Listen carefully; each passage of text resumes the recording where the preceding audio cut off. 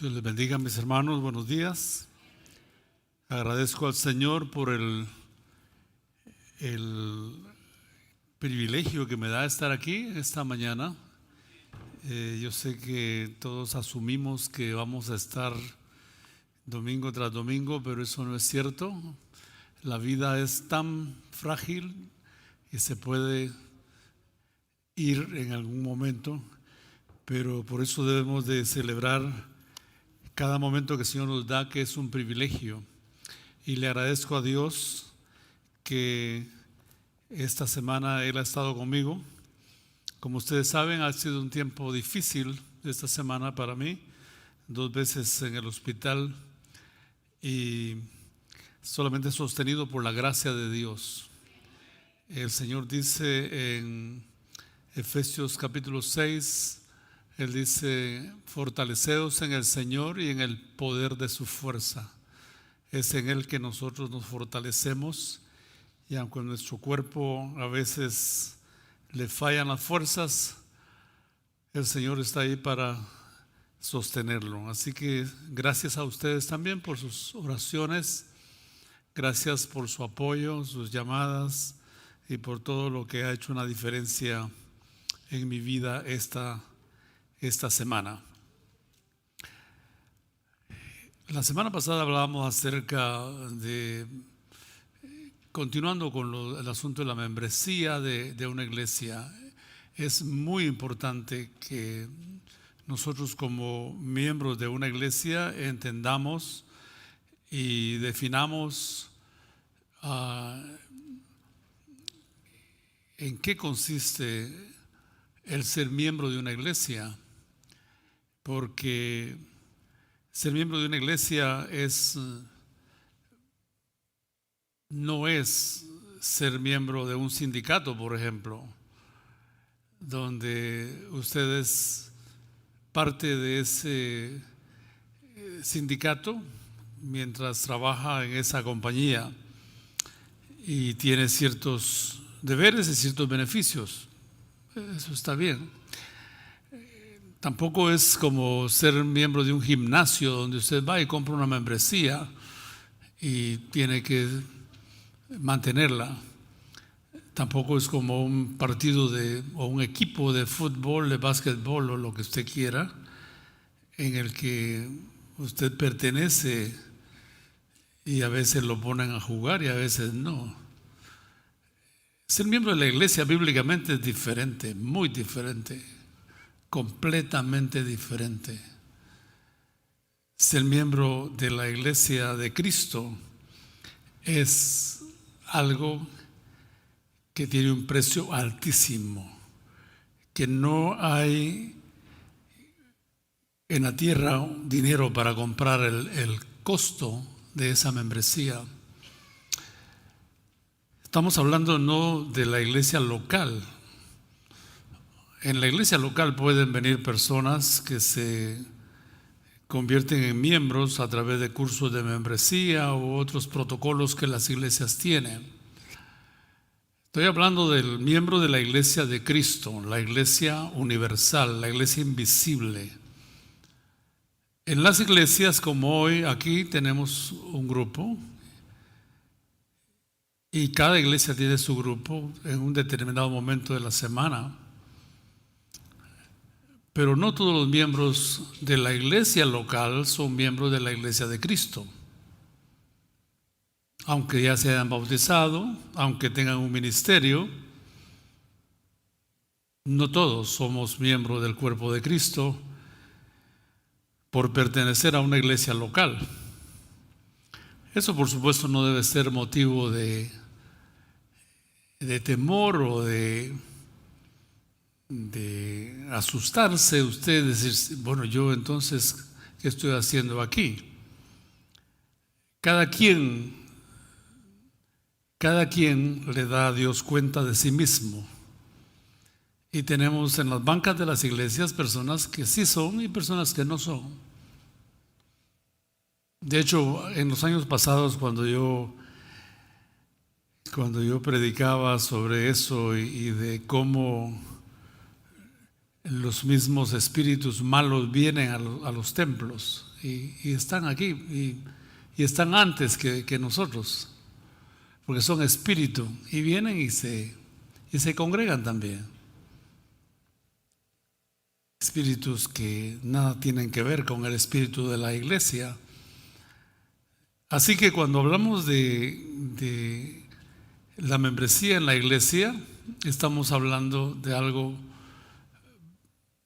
mucho más importante, de algo eterno.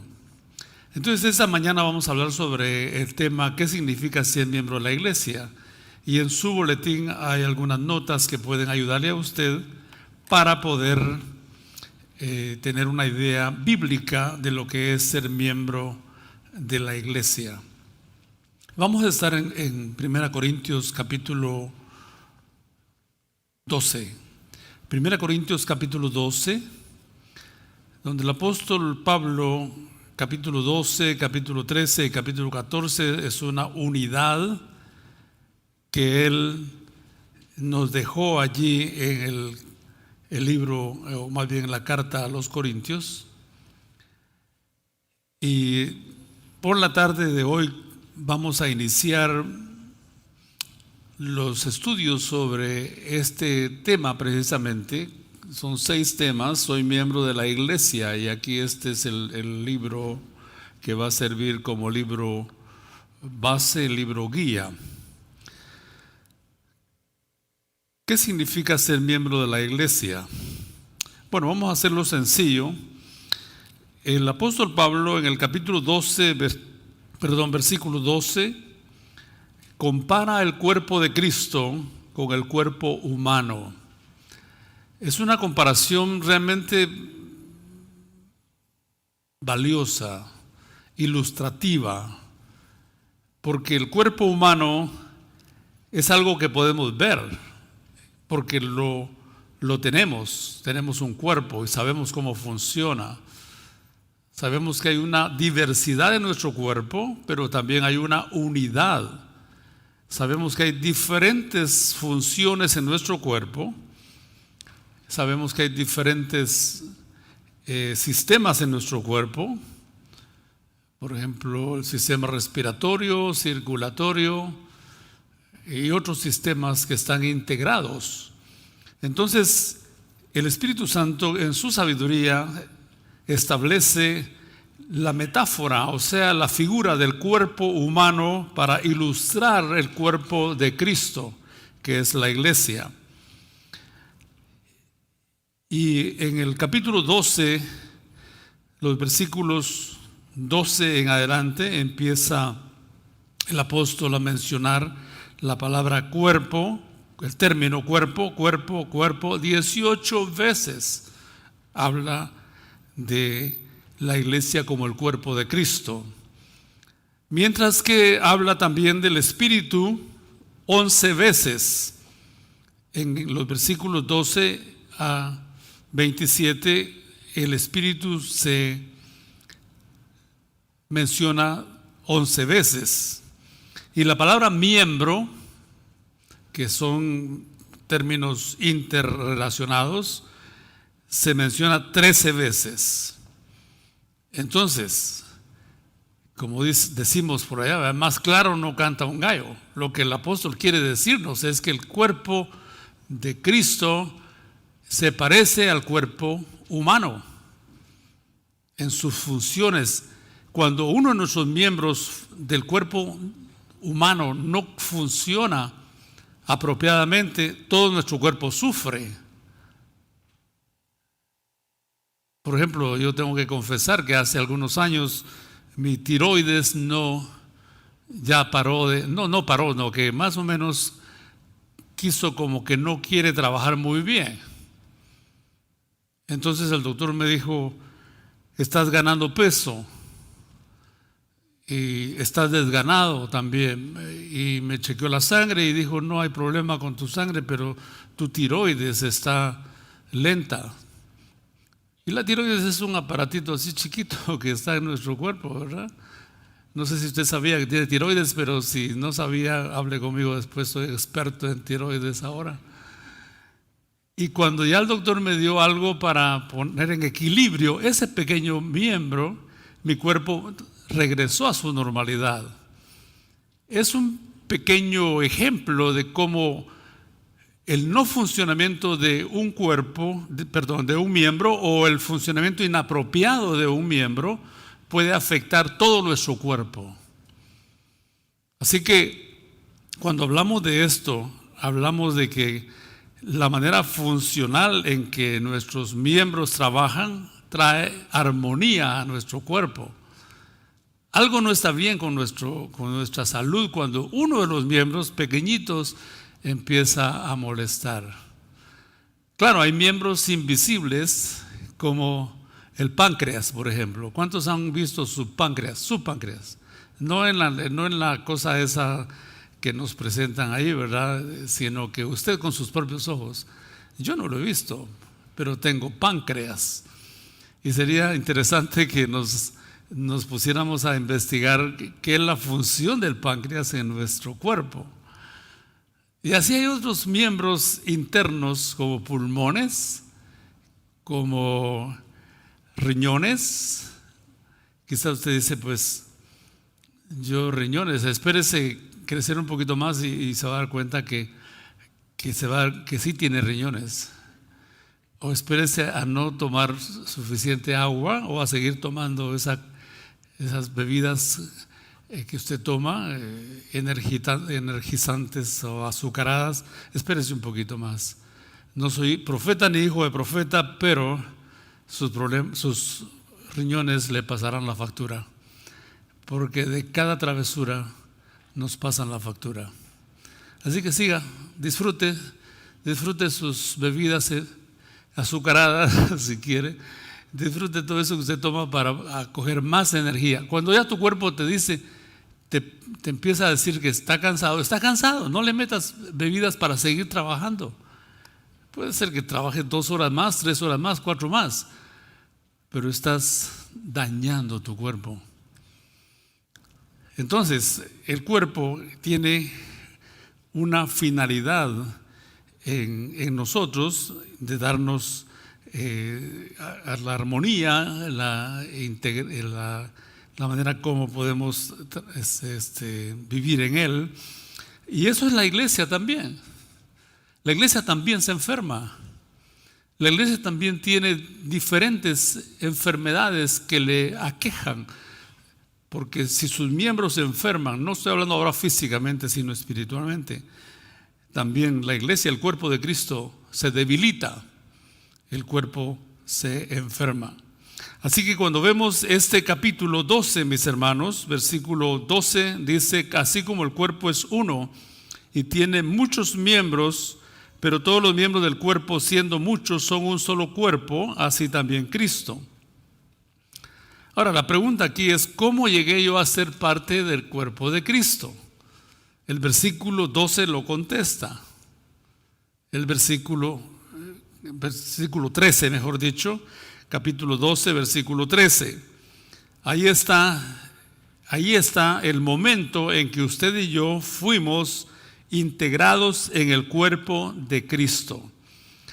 Porque por un solo espíritu, dice, fuimos todos bautizados en un cuerpo, sean judíos o griegos, sean esclavos o libres, y a todos se nos dio a beber de un mismo espíritu. Es decir, a todos se nos hizo participantes del mismo espíritu.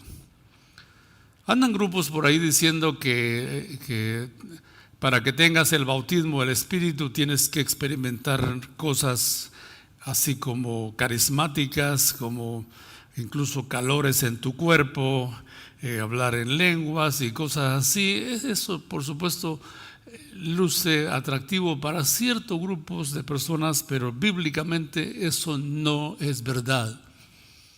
Lo que es cierto es que cuando usted y yo nos arrepentimos de nuestros pecados y ponemos nuestra confianza en Cristo Jesús, entonces el Espíritu Santo de Dios nos hace parte de su cuerpo para siempre y venimos a ser la esposa de Cristo Jesús, el Cordero de Dios que quita el pecado del mundo. No tiene que ver nada con lo que sientas. Eso es paralelo con el caso del niño que es fecundado. ¿Qué puede experimentar un niño cuando es fecundado? Ni siquiera se da cuenta que fue fecundado, que hay una nueva vida. La fecundación física ocurre cuando ella, la esposa, no la novia, la esposa, abre su corazón, se abre a su esposo y lo recibe en esa intimidad del matrimonio. Y el esposo entonces, en amor y en esa santidad del matrimonio, llega a fecundar una nueva vida. Cuando usted y yo abrimos nuestro corazón a Dios, al Evangelio de salvación, el Espíritu Santo usa esa apertura de fe para fecundar en usted a Cristo Jesús en su corazón. Sígame, porque esto es muy importante. Quizás sea un concepto nuevo para usted. Sin embargo, es un concepto que no le hace violencia a la palabra de Dios. Así como el Espíritu Santo fecundó a María, fecundó a Jesús más bien en la matriz de María. Así, espiritualmente el Espíritu Santo, cuando usted y yo ponemos nuestra confianza en Cristo, el Espíritu Santo fecunda a Cristo en nuestro corazón y venimos a ser una nueva criatura. Y empieza entonces a formarse Cristo en nosotros y venimos a ser cristianos, pero no paramos de ser cristianos ese día ni el siguiente año, sino seguimos continuamente pareciéndonos más y más a Cristo. Es con lo que pasa con el bebé. El bebé, cuando es concebido, tiene, por supuesto, el aporte genético, biológico de papá y de mamá. Cuando Cristo es concebido en nosotros, tiene el aporte espiritual de las características, con el respeto de mi Señor, digo, los genes de Cristo, espiritualmente hablando, que son amor, gozo, paz, paciencia, bondad, fe, mansedumbre, templanza. Ese es el carácter ético, el perfil ético de Cristo que es formado en nosotros, de modo que nos empezamos a cada día a exhibir en nuestra vida, en nuestras palabras, en nuestros pensamientos, en nuestra conducta, en nuestras actitudes, empezamos a exhibir a Cristo. ¿Se da cuenta de lo que estoy diciendo? No es como un maquillaje religioso llamado cristianismo. Es una vida que nace de tu corazón. No es como dicen los albañiles, un repello. Consulte Google qué significa eso. Repello es cuando algo está así, ¿verdad? Y le ponen algo por encima como cemento y le ponen cosas finas y lo pintan y ya quedó bonito, aunque atrás esté espantoso.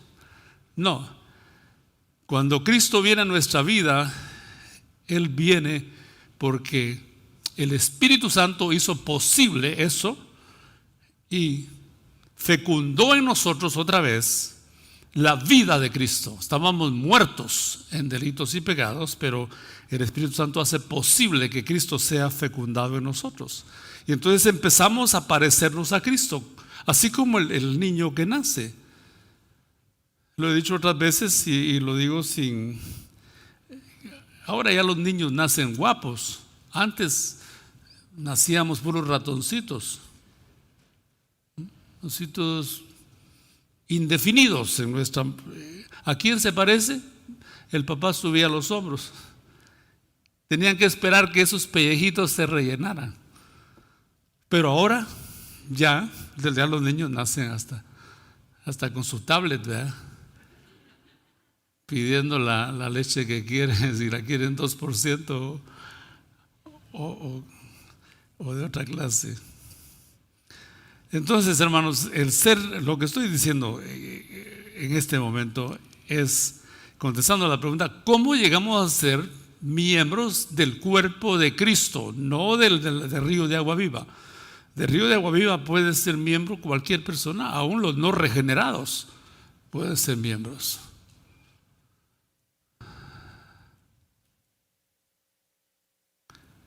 Pero miembros del cuerpo de Cristo, miembros de la iglesia de Cristo, solo se puede ser a través de la regeneración. Lo que Tito 3:5 le llama, y por ser domingo lo menciono, la palingenesia, es decir, la regeneración, el génesis espiritual que usted y yo tenemos. El mío comenzó el 2 de noviembre de 1962 a mi edad de 12 años. El Espíritu Santo vino a mi vida y empezó Cristo a formarse en mí y continúa formándose en mí. En usted tiene una fecha en que lo hizo, ¿no? Esa fecha en que usted reconoció sus pecados, reconoció la muerte de Cristo en la cruz, reconoció que Cristo resucitó por usted, reconoció en Cristo su único Señor y Salvador, y entonces el Espíritu Santo de Dios, como dice aquí, por un solo Espíritu fuimos todos bautizados. O sea, bautizados significa sumergidos, bautizados en un cuerpo. Y el bautismo bíblico es sumersión. En nuestro tiempo, en mi niñez y juventud, era muy común en mi país bautizar a los nuevos creyentes con una cosa de agua, una palanganita de agua así, y le ponían en la cabeza y ya le secaban y eso. Y tengo que confesar que en mis primeros años de ministerio hice eso. Por los primeros añitos de ministerio, en la ignorancia que uno a veces tiene, bauticé hermanos, y claro, no se fueron al infierno por eso. Pero ese no es el bautismo bíblico. El bautismo bíblico es sumergir completamente, porque el bautismo representa la muerte de Cristo, y un muerto se sepulta completamente. ¿No ha visto usted un muerto que le echen como que le están poniendo queso encima, así polvito nada más arriba? No, lo sepultan completamente. Es un 2x6, es decir, 6 pies de profundidad, y te echan encima, te sepultan. Entonces también el bautismo es no solo símbolo de la muerte de Cristo, sino símbolo de su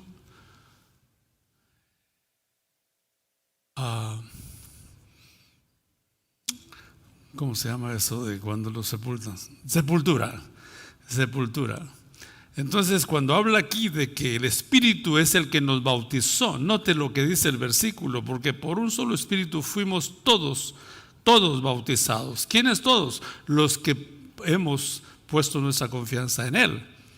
En un cuerpo, y ese es el cuerpo de Cristo. A todos se nos dio a beber de un mismo Espíritu. La figura ahí es que todos fuimos partícipes de ese Espíritu que nos hizo para siempre miembros del cuerpo de Cristo. Por eso, hermano, la salvación en Cristo es para siempre.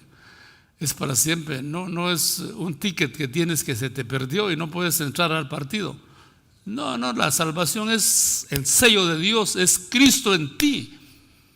Entonces, no puedes perder lo que no has ganado. Yo no me gané la salvación, eso es un regalo de Dios. Yo reconocí la miseria, la asquerosidad de mi pecado y puse mi confianza en Cristo, en lo que Él hizo en la cruz del Calvario, muriendo por mí.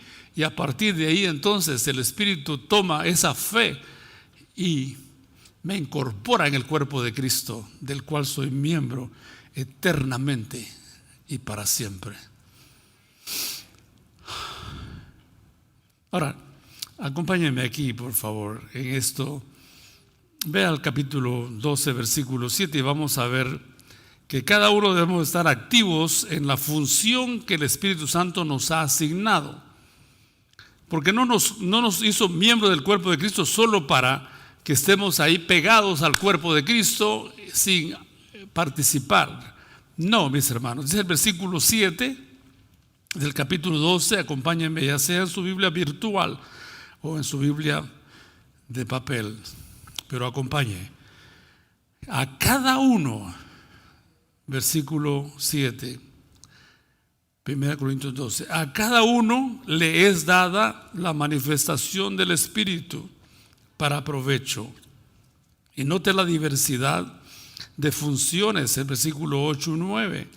A este es dada por el Espíritu palabra de sabiduría, a otro palabra de ciencia, según el mismo Espíritu, a otro fe por el mismo Espíritu, y a otros dones de sanidades por el mismo Espíritu.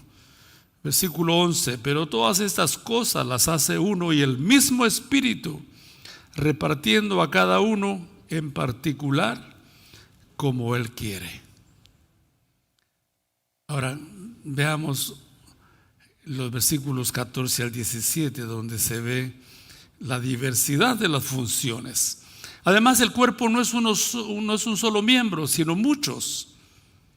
Si dijera el pie, porque no soy mano, no soy del cuerpo, por eso no será del cuerpo. Y si dijera la oreja, porque no soy ojo, no soy del cuerpo, por eso no será del cuerpo. Y si todo el cuerpo fuese ojo, ¿dónde estaría el oído? Terminamos aquí con este punto del versículo 18, diciendo: mas ahora Dios ha colocado los miembros, cada uno de ellos, en el cuerpo como Él quiso. Interesante.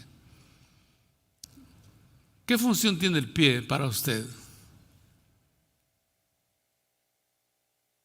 A mí me sirve para jugar fútbol, pastor. Bueno, eso está bien, que lo uses para eso, aunque eso no es la función principal. La función del pie, de los pies, pues es permitir que avancemos, que caminemos. Voy a ser un poco rudo con ustedes. Cortémonos los pies. ¿Cómo vamos a avanzar? Por supuesto que no. Por supuesto que no podemos avanzar, es imposible. Los pies están diseñados. Claro, algunos tienen los pies más largos, pero eso ya es cuestión suya, si así le gustan a usted, otros son más chiquitos. Pero de todas maneras, los pies nos sirven para avanzar, para caminar. ¿Para qué sirve el olfato? Pues para saborear, para olfatear, no solo perfumes, comida, flores, olores desagradables, el gas, por ejemplo. En una ocasión eran las 3 de la mañana y apenas abrí los ojos y me di cuenta que mi cabeza no estaba bien, y entonces algo en mi nariz me decía que el aire no estaba bien. Y en esos años teníamos un tambo de gas, y de alguna forma se había soltado la conexión del gas y el gas estaba saliendo en toda la casa. Y ya en el último, el Señor me despertó, porque los demás de la familia estaban durmiendo. Me despertó y me dijo: el gas está saliendo. El gas, ese gas de cocinar. Ya tuviera muchos años de estar con el Señor si el Señor no me hubiera despertado, porque usted sabe que por el olfato se percibe si hay gas en el lugar donde estamos. O sea que los miembros que el Señor nos ha dado tienen funciones específicas, como aquí se menciona en este versículo. Así también en la iglesia, mi hermano, tú tienes una función específica. Ahora yo tengo que admitir esto, que si como miembro no estás ocupando tu función en el cuerpo, no solo estás perdiéndote ese sentido de pertenencia al cuerpo, sino también estás en cierto modo perjudicando el desarrollo espiritual, la firmeza o la salud espiritual de los demás miembros. Así que mi reto en este día es: funciona en lo que Dios te ha puesto, porque Dios te ha puesto a ti y a mí en el cuerpo como Él quiso. Porque el pasaje claramente dice: mas ahora Dios ha colocado los miembros, cada uno de ellos, en el cuerpo como Él quiso. Muy bien. Vamos a ir a 1 Corintios 13 ahora. Usted dirá: pero este es otro capítulo. Sí lo es en nuestra Biblia, pero en la revelación, o sea, en la escritura de la carta, es una unidad. 12, 13, 14 es una unidad. ¿Por qué incluyó aquí Pablo este capítulo? Porque el funcionar en el cuerpo tiene una motivación, y la motivación es el amor. Versículo 1, 2 y 3 y el resto menciona eso. Mire, versículo 31, sígame por favor, del capítulo 12, hablando de las funciones del cuerpo, dice: procurad pues, dice el Pablo, los dones mejores, mas yo os muestro un camino aún más excelente. ¿Cuál es ese camino? El del capítulo 13, el camino del amor. Vea el capítulo 13, versículo 14, mejor dicho. Capítulo 14, versículo 1. Otra vez: seguid el amor, del cual habló en el capítulo 13 y el cual anticipó en el capítulo 12, versículo 31.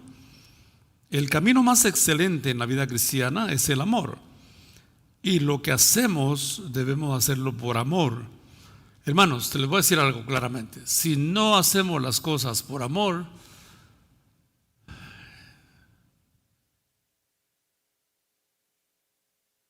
vamos a experimentar un sentido de cansancio en cualquier cosa que hagamos. Si la esposa no ama a su esposo, lo que haga por él pronto va a ser una carga.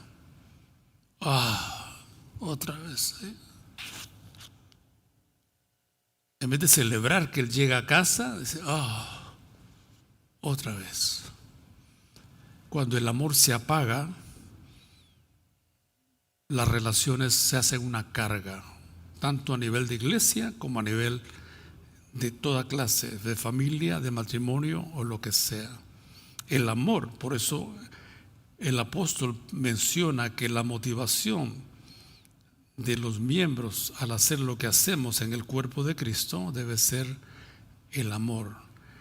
Vea conmigo por favor el versículo 1 del capítulo 13: si yo hablara lenguas humanas y angélicas y no tengo amor, vengo a ser como metal que resuena o címbalo que retiñe. O sea, como un tambor. ¿Qué tiene un tambor adentro? Nada, vacío, solo hace bulla. Entonces, hacer las cosas que hagamos, incluso si yo estuviera predicando aquí sin amor para el Señor y para ustedes, sería inútil estar aquí. ¿Para qué estoy aquí parado? No tiene sentido, mis hermanos. Versículo 2 habla de otra función de ese tiempo: profecía. Habla de entender los misterios, habla del don de conocimiento, habla de la fe, pero termina el versículo 2 diciendo: y no tengo amor. ¿Cuál es la conclusión? ¿Alguien que me ayude? Nada soy. Eso es, nada soy. Nada soy. Versículo 3. Y si reparto todos mis bienes para dar de comer a los pobres, y si entrego mi cuerpo para ser quemado, pero lo hago sin amor, ¿cuál es la conclusión? De nada me sirve, de nada me sirve. Entonces, el hacer las cosas como miembro de la iglesia, del cuerpo de Cristo, debe ser motivado por el amor, porque el amor es lo que le da sentido a lo que somos para el Señor. Pregunto, ¿cuál es la primera cosa que Dios pide de nosotros? ¿Que le sirvamos? No. ¿Que le obedezcamos? No. ¿Que lo adoremos? No. ¿Qué es lo primero? Que lo amemos. Porque cuando uno ama, todo lo demás viene por añadidura. Entonces, lo que hemos visto hoy, mis hermanos, es que lo que significa ser un miembro de la iglesia es que somos miembros del cuerpo de Cristo, donde el Espíritu nos ha puesto y que cada uno tenemos una función que desarrollamos por el amor que tenemos a Cristo y a su cuerpo. Ahora tengo una aplicación y me voy a bajar al hacerla. Cristo como cabeza y el cuerpo, que es su iglesia, son uno solo.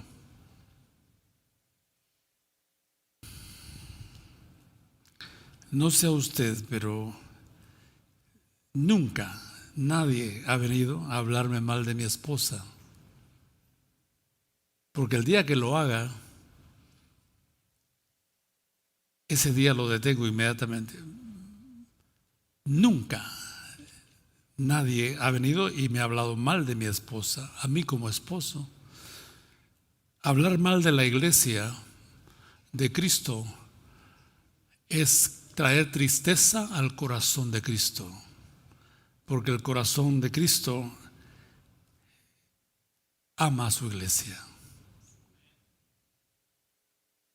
Levanten la mano los esposos que tienen esposas perfectas.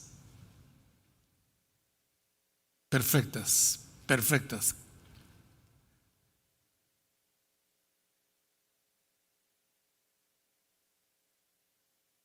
Perfectas. No hay. Levanten la mano las esposas que tienen esposos perfectos.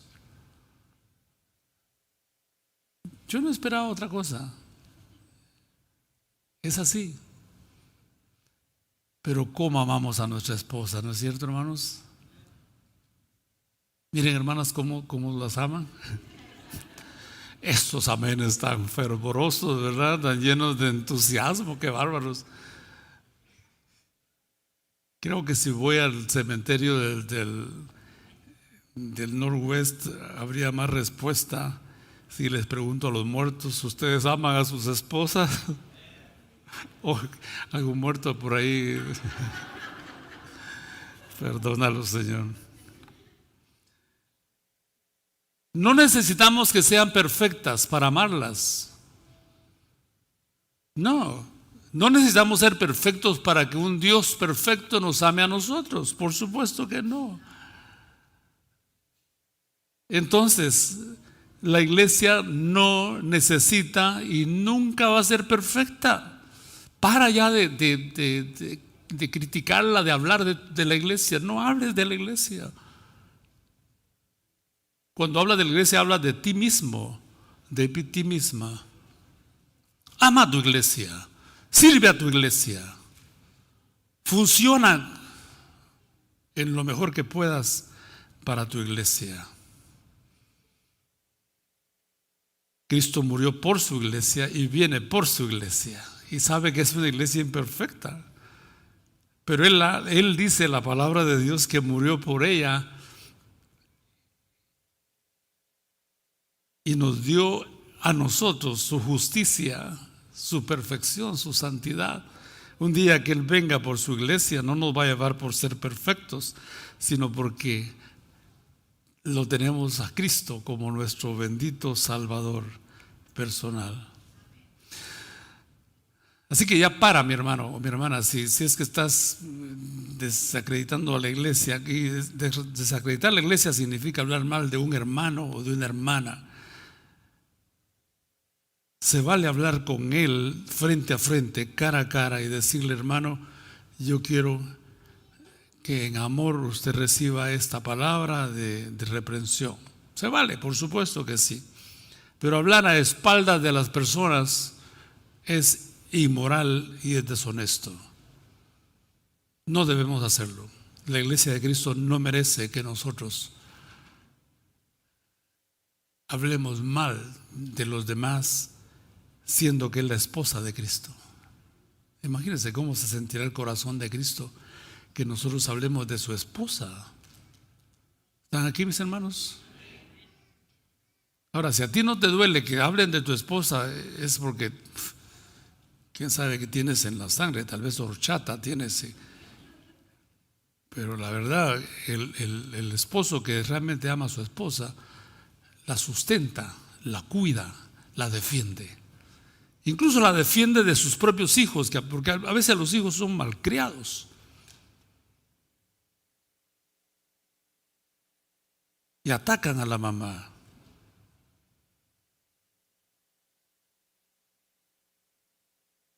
En una ocasión, mamá me pidió que hiciera algo y yo tenía otros planes y empecé a decir cosas entre los dientes cuando sentí como que era un gancho de acero de aquí de mi cuello, ¡paz! La mano de mi papá me jaló, me vio a los ojos. ¿Qué estás diciendo?, me dijo. No, papá, nada, nada. Dijo: a tu madre se le respeta y aquí voy a estar yo para defenderla. Qué hermoso, tener padres que están protegiendo a su esposa. Digo, esposos que protegen a su esposa. Si usted tiene un esposo de esos, hermana, cuídelo. De esos ya no hay. Eso es todo, hermanos, por ahora. Hemos aprendido que somos el cuerpo de Cristo y que el Espíritu Santo nos ha colocado en su cuerpo para siempre, y que como parte del cuerpo de Cristo tenemos una función que desarrollar. Que esta enseñanza traiga a nuestra vida el deseo de funcionar como miembros del cuerpo de Cristo, de comprometernos a dar y servir por amor y a estar activos en el lugar que el Espíritu Santo nos asignó en el cuerpo de Cristo. Que Dios bendiga esta palabra en nuestros corazones.